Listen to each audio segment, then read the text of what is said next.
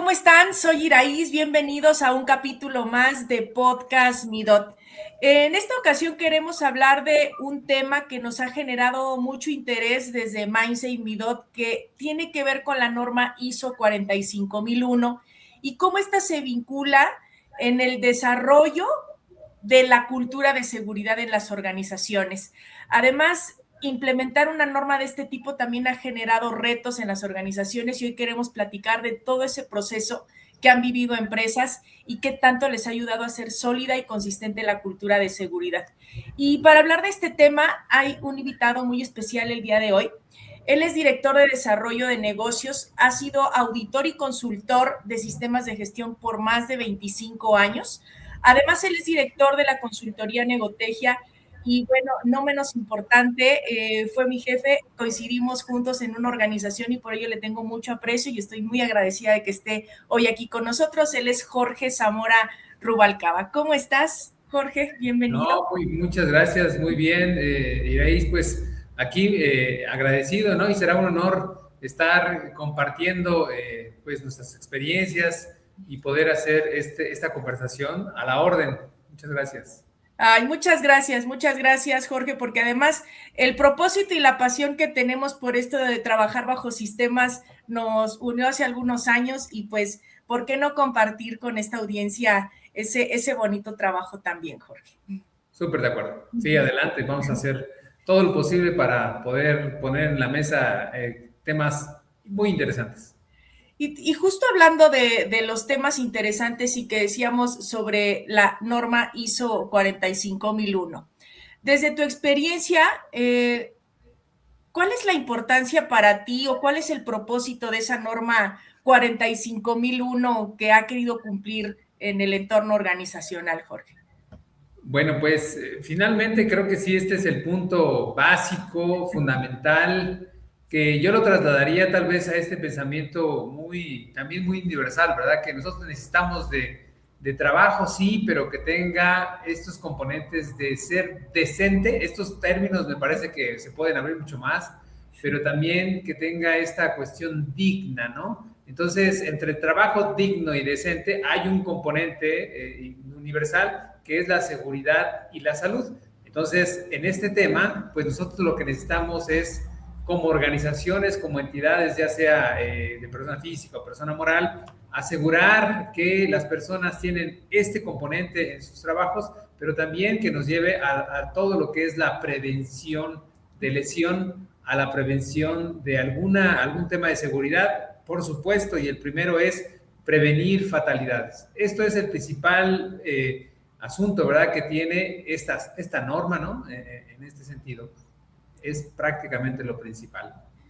Y en ese camino ahora, en lo que te ha tocado vivir en estos años, a partir de que esta norma se lanza con esta actualización, porque sí me gustaría entenderlo, también desde tu conocimiento, ¿cuál fue la evolución que tuvo este sistema de salud y seguridad respecto a lo que había antes, que eran las OSHAs? O sea, ¿qué elemento le dio impulso y es un diferenciador para ISO 45001 y las OSHAs, ¿no? que están viviendo las empresas? Correcto, sí.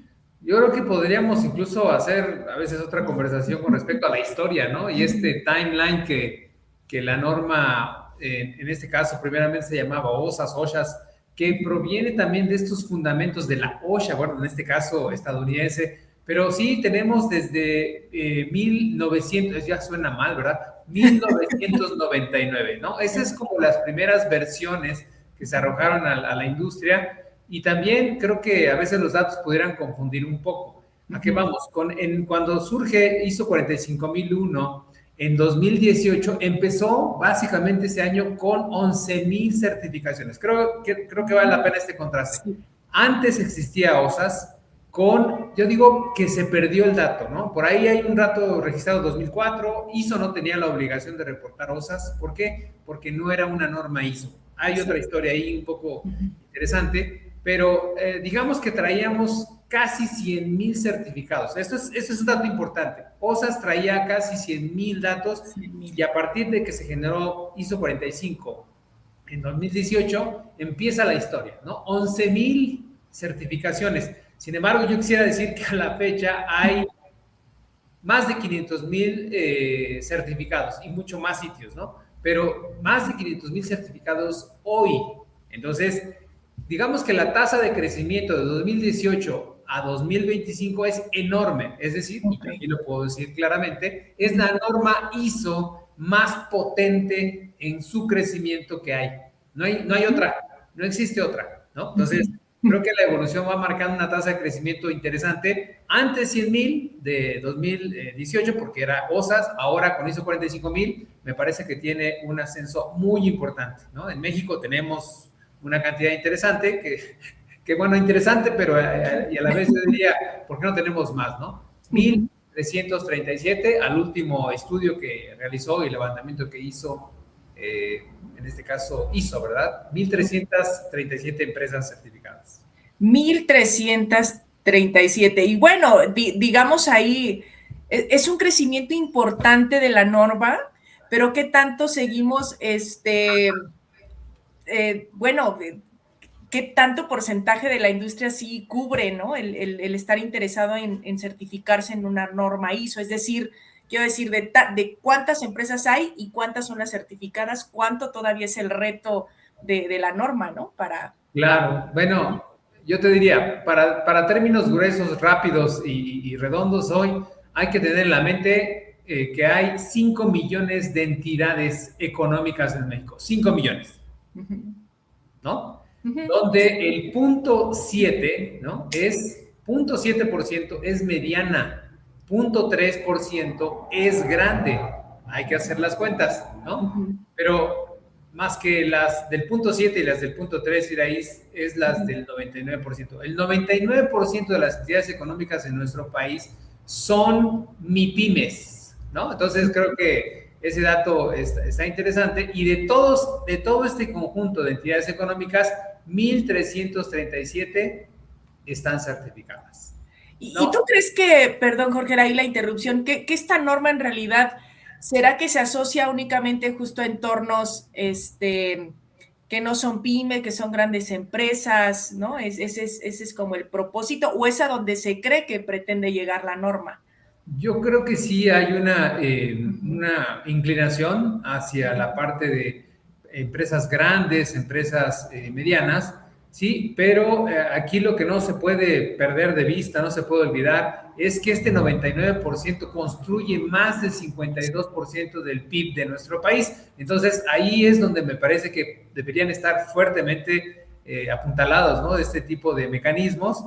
Y ya por ahí yo veía entre estas informaciones que la propia Secretaría de Trabajo por ahí tiene un anuncio, ¿verdad? De que en 2018 empezó a seguir a la norma también, de que se actualizó. Todo interesante. Pero sí debería ser más, debería ser mucho más, que tengamos un enfoque de recursos y de estrategia y de operación sobre las MIPYMES.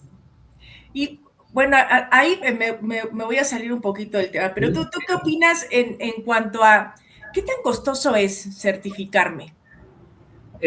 A mí me parece que sí tendría un componente del budget, un componente del presupuesto, y ahí tal vez es un dolor más que las MIPYMES podrían tener, pero es cómo educar, cómo tener una estructura básica, ¿no? Razonable de cómo se diagraman y configuran los ingresos, los costos, por supuesto, los impuestos y demás, pero ahí me parece que está colocado ese pequeño dolor de entendimiento. A mí me parece que es un punto donde los empresarios MIPYMES tendrán que ubicar bien dónde está el valor y la proporción del costo de esto. Ahora, vamos al punto y a la pregunta del costo. ¿Es caro? A mí me parece que todo se ajusta a la oferta y la demanda. En el momento en el cual las organizaciones MIPYMES estén interesadas en abordar y en tener este tipo de certificaciones, también los organismos de certificación, el mercado y todo este tipo de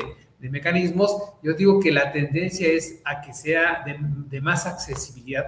Creo que es una regla obvia, según yo, ¿no? O sea, empezarán mucho a solicitar esto siempre y cuando tengan claro en qué estructura de costos está cada quien, y entre las solicitudes y demanda, pues estará básicamente el acomodo siempre de los precios. En este momento, para una MIPYME, sí, podría ser que es un tanto caro, pero nuevamente yo creo que si la tendencia empieza a ser fuerte hacia la demanda de los servicios, tenderá a acomodarse los precios para las MIPYMES. Sí, que ese ya podría ser uno de los retos, ¿no? Justo el tener una certificación de esta naturaleza sí implica un budget importante por recursos financieros y creo que también, ya eso lo platicaremos en este momento, recursos gente, ¿no? O sea, ¿qué tanto implica ya ahora pensemos en una organización que tiene la posibilidad económica de hacerlo? Ahora, ¿cuál ha sido el reto y ese camino de implementación que han vivido las empresas en tu experiencia, Jorge? Sí, yo creo que aquí un asunto de los cuales tiene un desafío importante. Yo primero quería hablar de la cultura reactiva contra la cultura preventiva. Ciertamente es un tema al cual queremos llegar, pero yo creo que antes de ese podríamos hablar de algo que yo le llamaría liderazgo y gobernanza, ¿no? Entre que tenemos líderes y tenemos gente que tiene visión, tiene esta ambición, tiene estas cuestiones de claridad sobre lo que es un negocio o cuando no sea una organización con fines de lucro, pues tiene claro un líder a dónde quiere llevar a la organización, dónde quiere llevar el equipo. Sin embargo, me parece que ahí está el punto precisamente yo le llamo los pain points, ¿no? O sea, estos dolores, estos puntos de dolor donde está precisamente la decisión de los líderes. Y el tema es que nos gana, según yo me incluyo, nos gana la ansiedad y nos gana la presión del presupuesto. Sí, a veces esas cuestiones donde está muy claro, ¿verdad? Que tenemos que estar con nuestro equipo de protección, con nuestras cuestiones que tienen que ver con las controles de ingeniería o bien con este caso de eliminar o sustituir algún peligro. Claro, por supuesto, esta cuestión está ahí presente, pero a veces pienso que el reto y el desafío más grande es hacer que los líderes, hacer que esa gobernanza tenga en cuenta ese control de la ansiedad y de la presión del presupuesto. Pero quiero agregar algo rapidísimo. Esa presión y esa ansiedad, me parece que cuando tenemos un emprendimiento, un empresario, alguien que tiene toda esta claridad y demás, pues a veces el crecimiento nos cautiva y luego queremos crecer y crecer y crecer. Ahí es donde creo que está un poco este tema de tener esta calma o este ritmo, ¿no? Para poder hacer que las cosas vengan digamos, en el mejor momento. Pero bueno, este es un punto que habría que tomar en cuenta, me parece. Y es que justo ahora que dices de liderazgo y gobernanza que este concepto toma un lugar muy importante en esta nueva estructura de las normas, ¿no? Específicamente cómo le da un foco importante al liderazgo. ¿Qué tanto ha sido retador entender que cuando habla de liderazgo y gobernanza la norma implica a todo el equipo de liderazgo o alta dirección y no solo, en este caso de la ISO 45001, se pretende que solo es trabajo del área de salud y seguridad? ¿Qué tanto te has encontrado situaciones de ese tipo?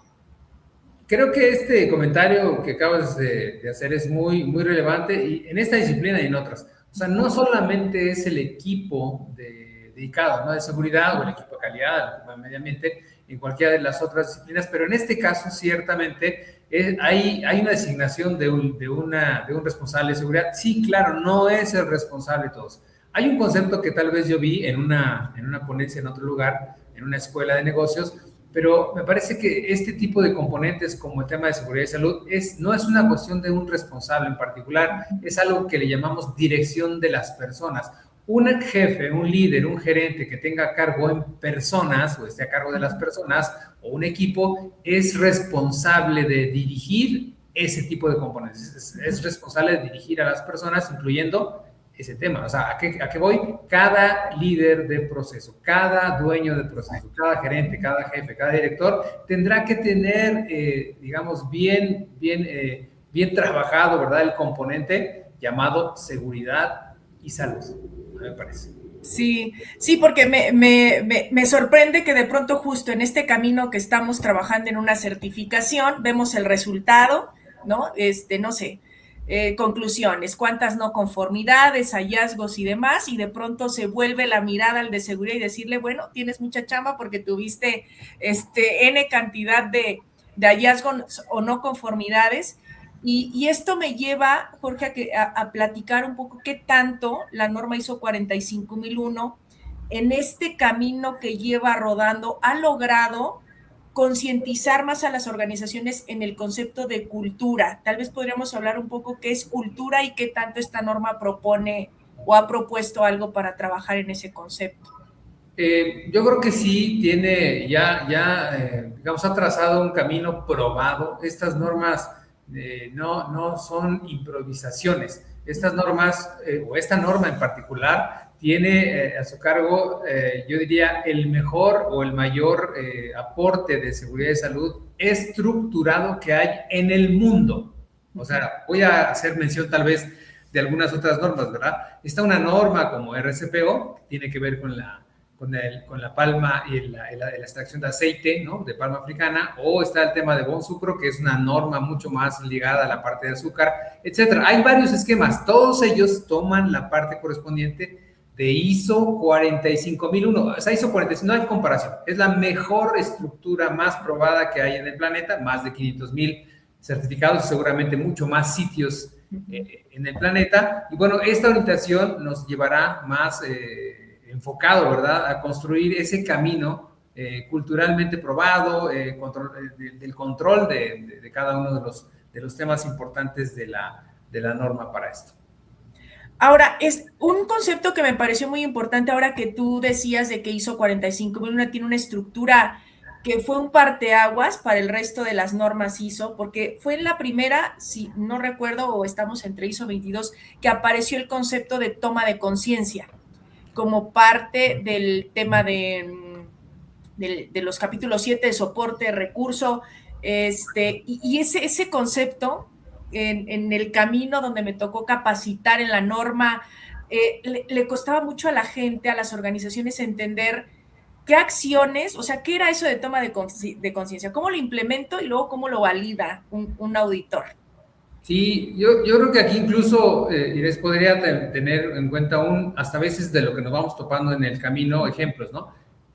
Hay una empresa, no, obviamente no se mencionan ningún nombre y demás, pero me parece justamente el camino correcto donde cuando hay un colaborador que se inserta a su puesto de trabajo, lo hace a través de una metodología. Y el primer tema es seguridad y salud, ¿no? Sí. Ahí es donde empieza este factor directivo de liderazgo que sabe que antes de que empiece a operar a alguien, antes de que empiece a dar resultados en su puesto, el rol específico, lo primero que tiene que hacer es cumplir con su función de seguridad y salud. Si no está este concepto debidamente trabajado, no puede trabajar. Imagínense ustedes, ¿no? Oye, ya va a entrar esta persona al puesto tal, pues ya pónganlo a trabajar que necesitamos ventas, o ya pónganse a trabajar que necesitamos producto, o pónganse a trabajar porque necesitamos transporte, sí, pero antes necesitamos este componente de seguridad y salud, nuevamente, se cuelga fuertemente del tema de seguridad y salud de la dirección, pero lo que acabas de mencionar es importante, concientización. A eso voy de la parte de la concientización, es una curva que se consigue primero con este tipo de decisiones y con los otros conceptos que lo acompañan, que se llama, y lo recuerdas tal vez, es consulta y participación. O sea, la conciencia no podemos llegar completamente a ella si no tenemos los componentes de consulta y participación, evidentemente de la gente, para conseguir esto. Y bueno, ese ciclo se hace muy interesante. Por ejemplo, en este tipo de empresas que yo aplaudo mucho que se tenga esa visión. Imagínense ustedes que cualquier persona que llegue a su puesto, incluyendo una oficina como en la que trabajamos, ¿no? Antes de que tú debas y puedas operar, necesitas cumplir con tu regla convenientemente de los lineamientos de seguridad y salud. Si no, no puedes empezar. No te dan el visto bueno. A mí me parece justamente eso es conseguir desde el liderazgo y después la cultura, nos volvemos a alguien que lo vamos a transmitir a otros cuando llegue. ¿Y qué ejemplos has visto en las empresas porque te digo, cuando capacitaba sobre el estándar, era cuando todavía estamos en el camino de preparación para poder tener las primeras certificaciones, que era en el 2021, más o menos, ese camino de construcción del sistema, costaba a las empresas saber qué era lo que quería la norma ver cuando hablábamos de consulta y participación y cuando hablábamos de toma de conciencia. En este camino, ¿qué ejemplos prácticos te has encontrado de una buena implementación de consulta y participación, por ejemplo? Sí, mira, por ejemplo, cuando nosotros tenemos una una cuestión de participación y consulta, se nota en el piso, se nota en la respiración del ambiente cuando vas a una organización. Recuerdo otro ejemplo, muy claro, muy concreto y demás. Llego a una organización y desde que alguien entra en la caseta, tal cual, quien ubique una caseta de vigilancia sabe perfectamente bien que tiene que pasar su filtro, la bitácora y demás. Antes de que pase a la planta, se mete uno a ese tema de una salita, 15 minutos, sí, claro, 15 minutos donde está un video que le pone, obviamente, las reglas y las condiciones de seguridad y salud de ese visitante, de esa persona, de su contratista, de cualquiera de los del equipo. Entonces ahí me parece que justamente es un tema de ejemplo claro, y lo vas viviendo y respirando. Vuelvo al punto de el vigilante. El vigilante, cuando está entrenado de esa forma y sabe que conscientemente esto es muy relevante, lo notas desde que ellos te entrevistan y te van filtrando. Pasas a la planta y ves como le llamamos, una fábrica, o también puede ser una oficina visual. Ves los tableros, ves los comunicados, y no son específicamente cosas que estén inertes, ¿no? No sé si me explico. Inertes es solamente están puestas ahí y se acabó, ¿no? Se nota que la gente y cada uno de los participantes ponen y colocan una parte de la información. Por eso, entre participación y consulta, va a ser una serie y una cantidad importante de mecanismos. Están los 5 minutos, ¿no?, de la seguridad antes de empezar una actividad. Está, en este caso, una reunión con representante de la empresa, representante de los trabajadores, para poder hacer una conciliación de trabajos de seguridad. Ahí está la parte de la consulta, etcétera, etcétera. O sea, hay muchos momentos, ¿verdad?, en los que se vive porque se tiene que vivir. No es un documento, no es una lista de verificación, es vivirlo y respirarlo, según mi apreciación. Sí, es que esos ejemplos que estás poniendo es cuando ya se ve la parte de hábitos seguros en la organización. Es ahí cuando ya sale de ser un sistema documental a justo percibir el tema cultural ya en el comportamiento de la gente desde que entras, ¿no? Así como tal.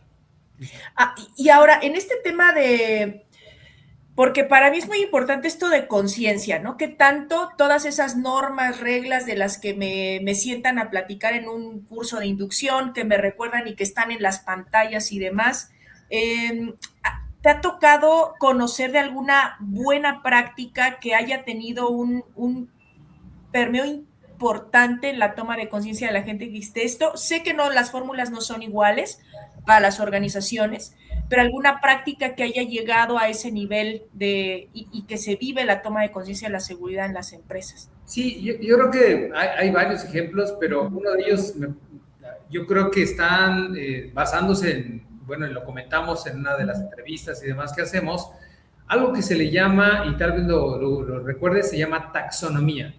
Cuando hablamos de una configuración taxonómica del entrenamiento de las personas, hay 3 niveles. Y en este caso, los 3 niveles tocan, primeramente, que tenga un adiestramiento físico. Vamos a pensar en un adiestramiento físico, ¿no?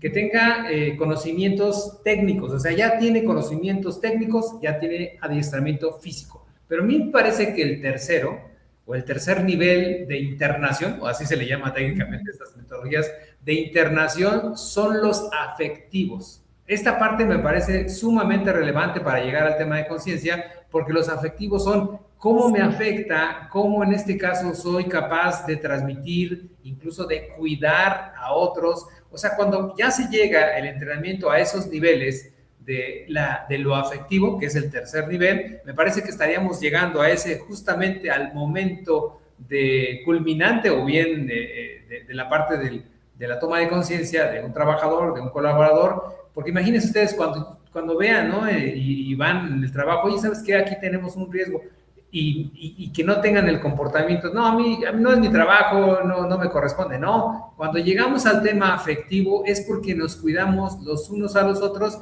ya no importando en serio la parte de lo que se dedica, o a lo que se dedica el negocio. No quiero decir que se desvíen los objetivos, ni tampoco que sean más importantes unos que otros, pero creo que en algunas de las empresas que sí me he topado, la prioridad número 1 es la seguridad. Claro, sabemos que hay empresas que lo ponen de por medio, ¿no? Pero luego no en el papel no lo son. Pero debería ser siempre el número uno. Esos son los 3 niveles que pienso que tenemos que conseguir en el tema de conciencia, pensaría. O sea, cuando llegamos al nivel afectivo, porque mira, también esto lo hemos platicado en otros espacios, ¿no? Para que ese entrenamiento llegue a lo afectivo, claro que no va acompañada esta acción únicamente del entrenamiento, ¿no? Para llegar a esa afectación, el entrenamiento es parte de esa estrategia, no sé si estoy ocupando la palabra correcta, porque alrededor, ¿no? Si yo en el aula sí le hablo en la parte afectiva al colaborador, pero luego sale del aula y eso no es lo mismo que comunica el líder, los indicadores, mi jefe, la organización, lo que se comunica, lo que se vive, lo que se pide, lo que se castiga, lo que se reconoce, pues evidentemente llegar a la parte afectiva, con todo y que el entrenamiento tenga ese propósito, no lo vamos a lograr y se va a quedar en algo teórico para que realmente haya una toma de conciencia completa, ¿no? Sí, me parece que las acciones se refuerzan con otras tantas. Otro ejemplo, ¿no? Que tal vez ya hayan visto en alguna organización, es que se invita a la familia, ¿no? Y de pronto se invitan a los niños. A ver, esta conexión me parece importante para lograr llegar a este nivel de lo afectivo y demás, cuando se le pide al trabajador, mira, están los niños, ¿no? Y entonces le piden al trabajador que haga una práctica de seguridad para que le diga a los niños de ellos cómo se cuidan en el trabajo, ¿verdad? Porque al final de cuentas tendrán que regresar a casa, ¿no? Bien, todo bien. Pero a mí me parece que esos momentos, justamente estos puntos de contacto, de roce, de comunicación, de exposición de un adulto, ¿verdad? Yo voy a pensar en mi caso, ¿no? Ya tengo tantos o cuantos años, pero a veces nosotros somos educados y formados de una forma, ¿no? Entonces ahí me parece que juntamos, ¿no? Lo mejor de los 2 mundos o 3 o 4 momentos justamente, ¿no? Imagínense unos niños de 5 o 6 años que su papá esté haciendo, o mamá esté obviamente haciendo una práctica de seguridad, pero evidentemente tal vez el niño se le va a quedar una huella, ¿no? En este caso de su participación, pero yo creo que el mensaje está claro. Al adulto le está diciendo algo bien interesante. Pues por esto, básicamente ahí está claramente el mensaje. Y bueno, de esas acciones y más, hay, yo creo, un montón de posibilidades en el caso del tercer nivel de internación, que es el afectivo. Sí, que justo creo que esos 2 puntos clave de la norma es lo que le da un toque mucho más humano al sistema, ¿no? Esta parte de participación, toma de conciencia, para llegar a este primer punto que decías, pues de dar un espacio digno, ¿no? O sea, creo que también el camino de convencer al colaborador de que todo este trabajo, porque a veces el aceptar que hay consecuencias por no cumplir una norma de seguridad, difícilmente el colaborador lo comprende como para brindarle un espacio digno. O sea, dice, ya más cosas se inventaron para, no sé, para correrme, no sé, pero es difícil.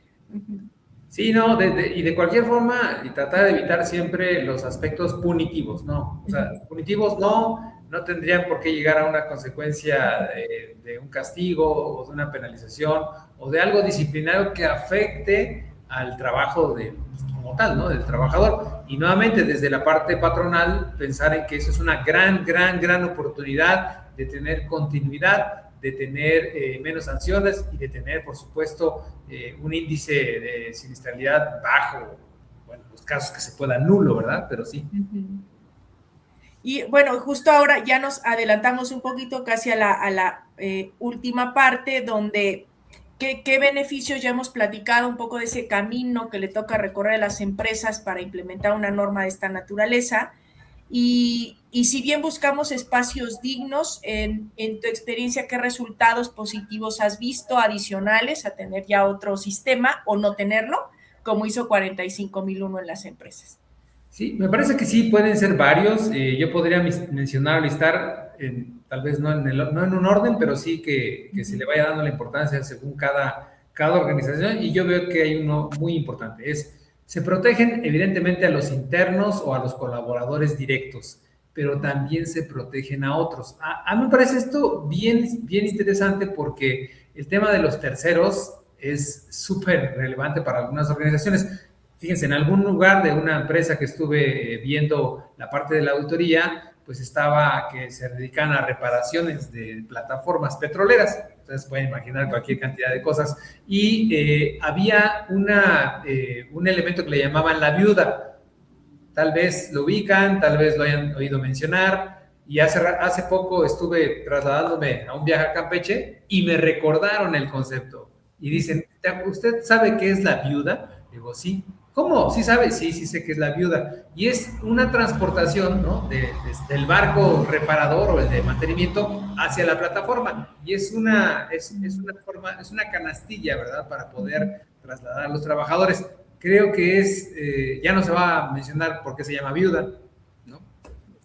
Entonces, bueno, en ese tipo de aspectos me parece que se protegen siempre a los directos y a los terceros. Hay más, yo creo que se va a tener una mejor gestión de las oportunidades.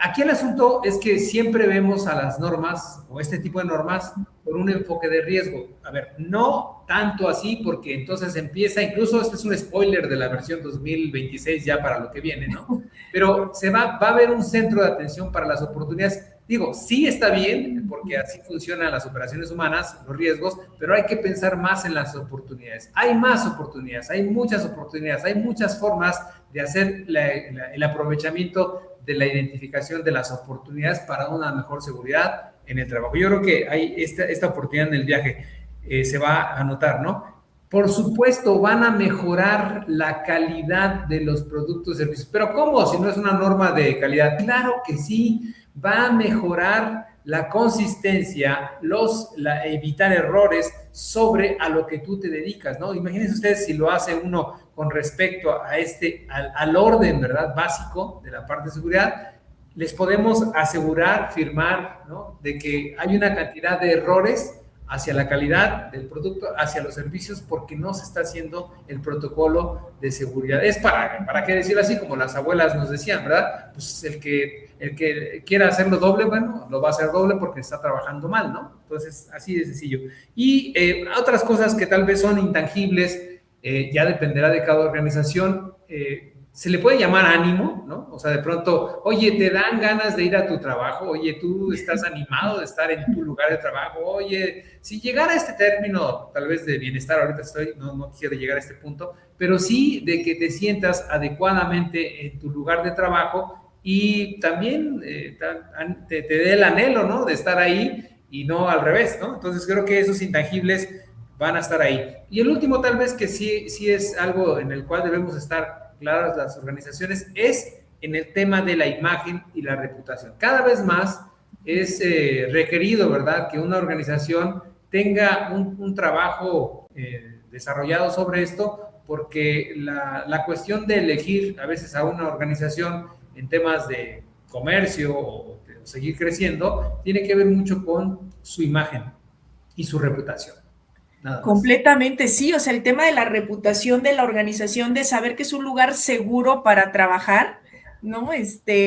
Creo que lo minimizamos a veces de lo que podemos dar esa tranquilidad a un colaborador y una familia de que estoy en un lugar seguro, porque sí me ha tocado empresas que lamentablemente están estereotipadas por eso, porque todo pasa, ¿no? Sin mencionar ejemplos, pero oye, trabajas en esta empresa de transporte, no, seguro pasa algo, ¿no? Ya hay empresas que tienen un estereotipo muy particular por el tipo de incidencias que tienen. Claro. Y bueno, Jorge, aquí quisiera aprovechar algo porque mencionaste algo de bienestar. En algún momento también nos tocó platicar mucho sobre la norma 035, STPS. ¿Esta en algún momento está vinculada, tiene algún lugar en el estándar ISO 45001 o viene algo distinto para ISO para...? No, definitivamente lo tiene, es parte no se puede, por supuesto, tener una evasión de ese tipo de... A ver, hay un tema que en ISO 45 se llama la identificación de los requisitos y cumplimiento legal. Nada más para dejarlo desde ahí, desde la planeación. Y sí, evidentemente 035 es parte de, ¿no?, las normas y ya de acuerdo a su mapeo, ¿no? Si tienes de 0 a 15, si tienes de 15 a 50, si tienes más de 50 personas, aplica evidentemente los mecanismos de 0 a 35, que es identificar riesgos psicosociales o algún tema, ¿no? De acoso del trabajo, o algún tema de burnout, algún tema que tenga que ver con eso, pero no solamente la 035, ¿verdad? Está también una que se parece, y es por eso el vínculo del discurso o la narrativa legal de nuestro Secretaría del Trabajo es con respecto a la 030. La NOM 030 nos está estableciendo este planteamiento de todos los riesgos que hay en tu lugar de trabajo, y claro, uno de los riesgos va a ser psicosocial, definitivamente está dentro del marco de actuación de ISO 45, pero además, déjame decirte algo que tiene una bondad y tiene una potencia muy grande ISO 45 con respecto a otras normas, ¿no? Y la Secretaría de Trabajo no la tiene, o sea, no tiene estos mecanismos que es identificación, la parte de la gestión, la parte de la evaluación y la parte de la reacción hacia eso, que es PHBA, planear, hacer, verificar y tomar acciones. Este ciclo virtuoso no lo tiene en la 030, no lo tiene en la 035, y bueno, ahí es donde está el poder de estas normas de ISO.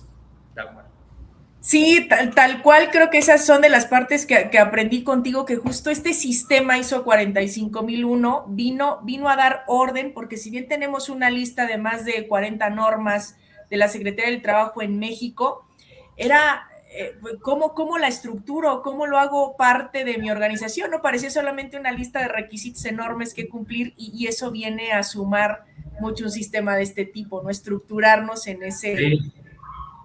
Sí, correcto, sí, a veces pienso es que, si me permites decirlo, es que el emprendimiento o el abrir una empresa, número uno, a ver, tú, director o CEO o dueño, tu curso base, ¿no? De finanzas, de verdad, tu curso base de finanzas. Oye, dos, tu curso base de la parte de requisitos legales, de seguridad, sencillo, básico. Oye, tu curso, para aperturar, obviamente estoy pensando en algo que no va a ser así, ¿verdad? Pero así nos pondríamos al menos algún condicionamiento básico, y si no tengo esto, voy a sufrir en el camino. Evidentemente se presentan esos sufrimientos y ahí están las tasas de mortandad de las MIPYMES, ¿no?